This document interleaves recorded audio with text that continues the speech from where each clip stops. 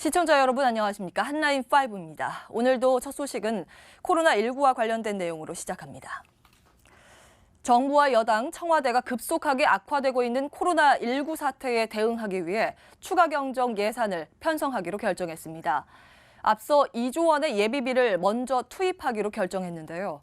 또한 국회 동의가 늦어져 추경이 미뤄질 경우 대통령 긴급재정명령권 발동도 검토하기로 했습니다. 이재경 기자입니다.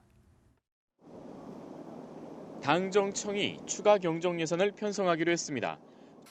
추경은 코로나19 확산과 경제 후퇴를 막기 위한 재원으로 쓰게 됩니다. 중소기업과 자영업자, 수출기업을 지원하고 임대료 인하를 위해 건물주 등에겐 세제 혜택을 줄 예정입니다. 국회가 정상 운영되지 않아 추경 통과가 불투명하면 긴급 재정명령권도 검토하기로 했습니다.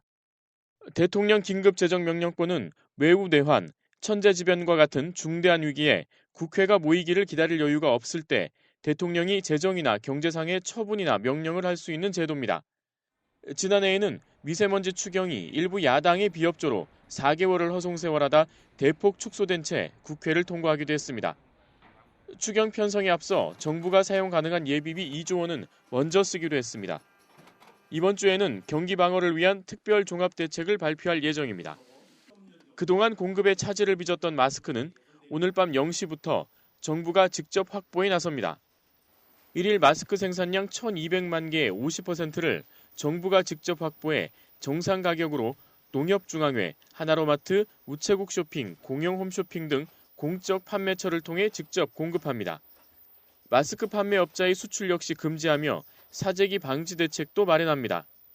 대구와 경북은 감염병 특별관리지역으로 지정하고 취약계층과 의료진에는 마스크를 무상 공급하기로 했습니다. 유치원과 초등학교에선 긴급 돌봄 서비스를 제공하고 자녀와 손자녀 양육을 위해 연간 최대 10일의 무급 휴일인 가족 돌봄 휴가를 사용할 수 있도록 장려할 방침입니다. 정부는 당분간 집회나 밀집된 장소에서의 행사는 연기를 하거나 취소할 것을 권고했습니다. 정부는 코로나19와 관련한 공무집행을 방해하는 경우엔 엄정하게 사법 조치한다고 밝혔습니다. 머니투데이 방송 이재경입니다.